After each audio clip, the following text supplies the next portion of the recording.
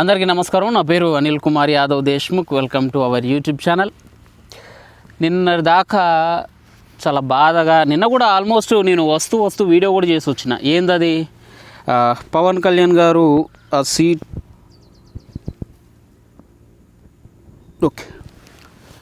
పవన్ కళ్యాణ్ గారు ఆ సీట్లు తక్కువ తీసుకున్నారని చెప్పి తర్వాత కొన్ని సలహాలు ఇచ్చినాం మేము. ఎందుకంటే ఆ బాధతోటి పాపం కందులు దుర్గేష్ గారు అది అని ఇది అని కొన్ని అన్నీ మైండ్లో ఉన్నాయి.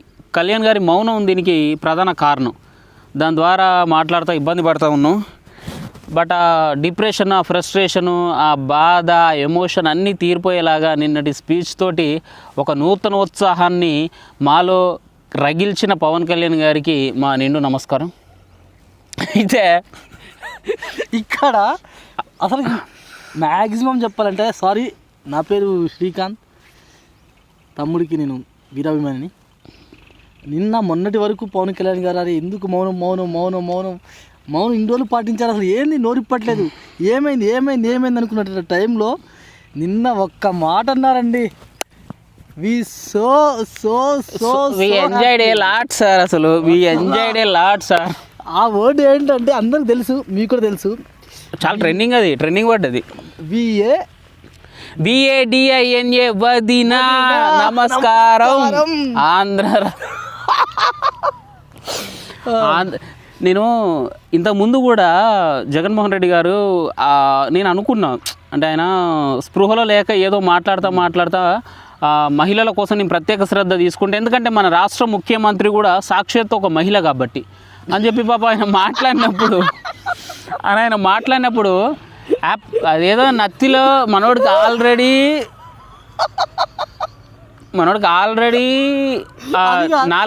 అది కాదు చిన్న విషయం ఇక్కడ.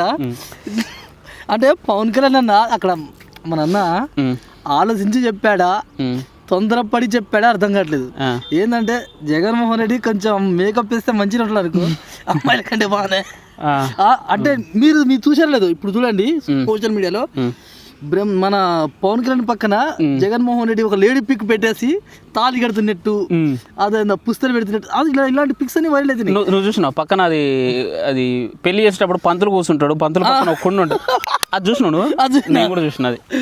అంటే ఇలాంటి పిక్స్ వస్తుంటే ఇంకా అసలు నాకు అది ఒక రాష్ట్ర ముఖ్యమంత్రి పడుకుంది, అరే ఏంద్రా ఇది, ఏం జరుగుతుంది రాష్ట్రంలో. పవన్ కళ్యాణ్కి జగన్మోహన్ రెడ్డి గారు పెళ్లి చేసే స్థితికి వచ్చి ఆంధ్ర రాజకీయం నాకు ఇప్పటికీ అర్థం కావట్లేదు. అసలు ఆంధ్ర రాజకీయాలంటే అసలు ఒక T20 వరల్డ్ కప్ పనికిరాదు, దాని కింద ఒక IPL ఫైనల్ మ్యాచ్ పనికిరాదు, ఒక సూపర్ ఓవర్ పనికిరాదు, ఒక హాలీవుడ్ సినిమా పనికిరాదు, అసలు ఏది పనికిరాదు. అంటే ఏంటో అనుకున్నా, నిజమే. అసలు ఈ ట్విస్ట్లేంది, జలక్లేంది, దెబ్బ మీద దెబ్బేంది, అసలు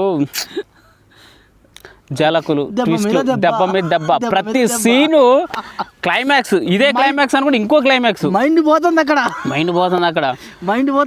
అయితే ఇంకొక విషయం ఏంటంటే ఇక్కడ గమనించండి అందరూ, చాలా విషయాల్లో పవన్ కళ్యాణ్ గారు అంటే కొంచెం ఓపిక ప్రదర్శిస్తారు. చాలా అంటే అతనికి ఉన్నంత ఓపిక ఎక్కడ ఎవరు గమనించరు కావచ్చు, నాకు అంత ఓపిక మనం చూసినంత ఓపిక. అంటే సంస్కారం, మాట్లాడే విధానం అనేది ఎట్లా ఉంటుందంటే ఒక లెవెల్ వరకే ఉంటుంది అవుతుంది. అంటే ఈ లెవెల్ వరకు మాట్లాడాలి, ఈ లెవెల్ వరకు తగ్గి మాట్లాడాలి, ఈ లెవెల్ వరకు మనం మించకూడదనే ఒక సంస్కారం ఉంటుంది. కానీ అంత సంస్కారం నిన్న ఎందుకు తెంచుకుపోయిందంటే, మీరు చూస్తున్నారు అంటే మన పవన్ కళ్యాణ్ యాంటీ ఫ్యాన్స్ ఎవరైతే ఉన్నారో వాళ్ళందరూ కామెంట్స్ పెడుతున్నారు, నీకు 24 సీట్లు వచ్చాయని. దీని గురించి మనోడు ఒకసారి చెప్తాడు వినండి. 24 సీట్లు అనేది ఇక్కడ ముచ్చడు కాదు, ఆయన ఆల్రెడీ చెప్పిండు. ఆయన సీట్లు అనేది మీకు ఆ 24 కంటే తక్కువ వస్తే అది చూసుకోండి ఫస్ట్. ఇప్పుడు జనసేనకి 24 వచ్చినా 24 మేము గెలుస్తామా, ఓడతామా, మీ సత్తామా, బతుకుతాం అనేది మా పర్సనల్ ఒపీనియన్. మీరు 175 చేస్తారా, 190 చేస్తారా, 151 చేస్తారా, మీ ఇష్టం. దాంట్లో మీరు ఎన్ని గెలుస్తారా అనేది పాయింట్ కాదు. ఇప్పుడు నువ్వు ఎన్ని సీట్లలో లాస్ట్ టైం మేము చేసినావు 130+ చేసినావు, కానీ గెలిచిందే లెక్కలోకి వచ్చింది కదా. పోటీ చేయడం కాదు ఇక్కడ లెక్క, గెలిచింది లెక్కలోకి వచ్చింది. కాబట్టి మేము 24 తీసుకున్నాం, అందులో 24కు 24 కొట్టబోతున్నాం. 100 స్ట్రైక్ రేట్ తోటి 24 సీట్లు గెలవబోతున్నాం. మీరు తీసుకున్న 175 నుంచి మీరు 23 లోపే గెలుస్తారని చెప్పి మేము పవన్ కళ్యాణ్ మాట్లాడతాం. దాని గురించి లీగల్గా మాట్లాడుకున్నాం. అయితే ఇక్కడ జగన్మోహన్ రెడ్డి ఏ స్పీచ్ పెట్టినా ఫస్ట్ నుంచి దీని అమ్మ సీఎమ్మా లేకపోతే ఆయన ఇంకేమన్నా పెళ్ళిళ్ళ బ్రోకరా, పెళ్ళిళ్ళ పేరయ్యా, ఏందో నాకు అర్థం సావదు. మాట్లాడితే పెళ్ళిళ్ళు పెళ్ళాలని కార్లను మార్చినట్టు మారుతాడు. ఒక పిల్లంతో సక్రమంగా కాపురం చేయనోడు రాష్ట్రాన్ని నడిపిస్తాడా, అభివృద్ధి చేస్తాడా? ఈ పెళ్ళిళ్ళ సంబంధాలు, ఈ సత్సంబంధాలు, ఈ రంకు సంబంధాలు ఇవన్నీ ఇక్కడ వచ్చిన విషయం. పెళ్ళిళ్ళు నేను ఎత్తుతున్నాడు కదా పవన్ కళ్యాణ్ గారు. ఓకే, ఎత్తామనండి. ఎప్పుడు ఎత్తాలంటే వాళ్ళ యొక్క బాబాయ్ కేసు ఉంది కదా వివేకానంద, ఆ హత్య కేసుని పరిశీలించిన తర్వాత, సాల్వ్ చేసిన తర్వాత, దానికంటూ న్యాయస్థానం ఒక తీర్పు ఇచ్చిన తర్వాత అప్పుడు పవన్ కళ్యాణ్ గారి పెళ్ళిళ్ళ గురించి మాట్లాడితే బాగుంటుందని నా యొక్క అభిప్రాయం. అవును, ఎందుకంటే సొంత బాబాయ్ విషయమే నువ్వు సరిగ్గా న్యాయం చేయలేనివి, ఈ ముగ్గురు గురించి ఏం న్యాయం చేస్తావు? అవును, పవన్ కళ్యాణ్ ముగ్గురు భార్యల గురించి నువ్వేం న్యాయం చేస్తావు? అవును కదా. ఫస్ట్ నీ ఇంట్లో న్యాయం చేయి. ఇప్పుడు నీ ఇంట్లో అంతెందుకు, నా పవన్ కళ్యాణ్ చెప్పాడు, నీ బాబాయ్ని చంపేసినావు, నీ చెల్లెని తీసి గోడ కొట్టినావు. ఇప్పుడు నీ చెల్లెనే నువ్వు అవసరానికి వాడుకొని వదిలేసినావు, నువ్వు నీ సొంత చెల్లెనే. అరే అంతెందుకు రా అబ్బాయి, నిన్న మీటింగ్లో రఘురామకృష్ణ గారు ఏమన్నారు, రఘురామకృష్ణ గారు ఏమన్నారు బయటకు వచ్చేసి, నేను అది మొత్తం దుర్మార్గపు పాలన, అది మొత్తం దుశ్యాలంకారపు పాలన, ఆ పాలన నుంచి నేను బయటకు వచ్చినందుకు నేను చాలా ఫీల్ అవుతున్నాను, చాలా హ్యాపీగా ఫీల్ అవుతున్నాను. నేను కూడా మీకు రేపో మాపో అఫీషియల్ ప్రకటిస్తా, టీడీపీ జనసేనతో కలిసి వస్తానని ఆయన చెప్పాడు. అంటే మీరు ఇక్కడ గమనించండి, ఆంధ్రప్రదేశ్ రాష్ట్రంలో అత్యంత నీతివంతులైనటువంటి వ్యక్తి రఘురామకృష్ణ గారు.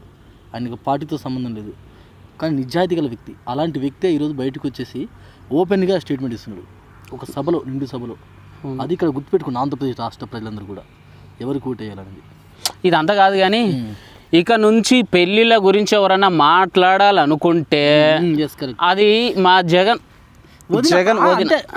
నాలుగో పెళ్ళం అయింది, నాలుగో పెళ్ళి అయింది ఎవరికి, మన పవన్ కళ్యాణ్ అన్నకి నాలుగో పెళ్ళి అయింది. ఎప్పుడైంది? 2019లో అయింది. సారీ, 2019 నుంచి ఇప్పటికీ ఉందన్నా 5 సంవత్సరాల నుంచి కాపురం జరుగుతుందా? 5 సంవత్సరాల నుంచి కాపురం జరగకపోతే నిన్న అంత బహిరంగంగా ఎట్లిస్తాడు ఓపెన్ స్టేట్మెంట్? ఒక రాష్ట్ర సీఎం సిగ్గుపడాల్సిన విషయం. ఆయన అభిమానులు అని చెప్పుకునేటోళ్ళు మీరు ఈ నూతిలో దూకి సావుర్రా ఇంత బండరాయి కట్టుకొని, లేకపోతే ఇంత గడ్డి మందు దొరుకుతుందట, గడ్డి మందు తాగితే చచ్చిపోతారట, వేరే ఏ మందు తాగినా బతికే అవకాశం ఉంటుందట, గడ్డి మందు తాగితే చచ్చిపోతారట. మింగుడే గొంతుకే, పేగులు, కడుపు మొత్తం మాడి మసైపోతుందట, లంగ్స్, ఊపిరితిత్తులు, కిడ్నీల వరకు మొత్తం స్మాష్ అయిపోతున్నాయట. అది దాగి సావుర్రా ఈ మాటలు అనిపించుకునే బదులు.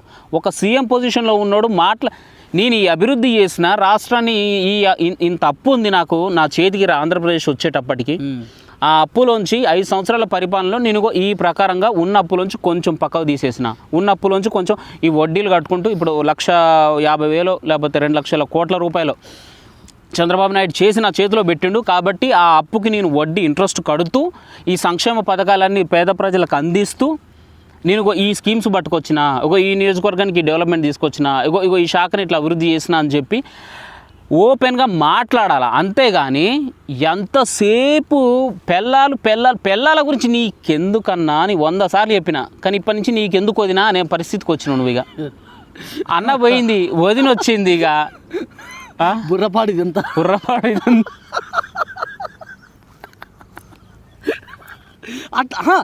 అక్కడికి తెచ్చుకున్నాడు మరి, బుర్రపాడేదంతా అక్కడికి తెచ్చుకున్నాడు మరి. మనం ఎవరైనా తెలియదు, అక్కడికి ఆయనే పట్టుకొచ్చుకున్నాడు.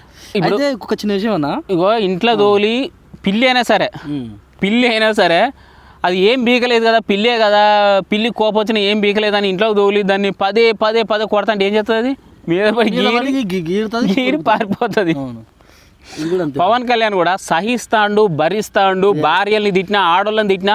ఎంతసేపు పవన్ కళ్యాణ్ టోనికి ఆడదంటే బాగా గౌరవం ఉంది, ఆడదాన్ని తల్లితో పోలుతాడు, ఆడదాన్ని ఒక దేవతలా కొలుస్తాడు. కాబట్టి ఆయన ఎన్ని మాట్లాడినాడు పట్టించుకోడు, ఆడు మన జోలికి రాడు, మన పిల్లల్ని ఏమన్నాడు, మనల్ని ఏమన్నాడు అని చెప్పి మన తల్లుల్ని, పవన్ కళ్యాణ్ తల్లుల్ని తిట్టినా, పిల్లల్ని తిట్టినా, బిడ్డల్ని తిట్టినా కూడా వాడు తిరిగి మన పిల్లల్ని, మన ఇంట్లో ఆడవాళ్ళని తిట్టాడు. కాబట్టి మనం ఎన్ని మాట్లాడినా వచ్చాను ధైర్యంతో. అంటే ఈరోజు ఏమైంది, ఆడోళ్ళని అనలే, నిన్న ఆడబొక్కిలోని చేసిండు, నిన్న ఆడంగులోని చేసిండు, నిన్న 4వ పెళ్ళంగా చేసుకున్నాడు.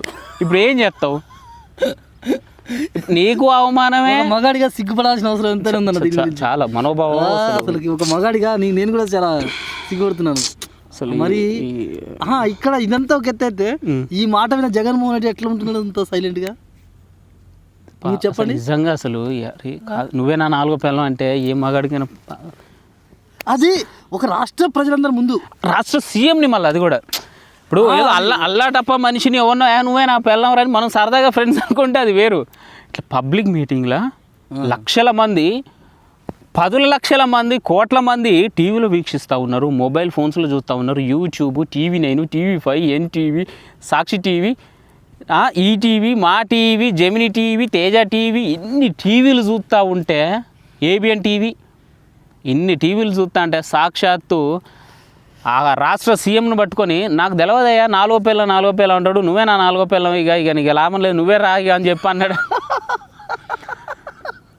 అసలు ఏ ఉద్దేశంతో అన్నాడంటే ఓపిక నశించి, ఏదో మోసపడి కాదు, జగన్మోహన్ రెడ్డిని చూడంగానే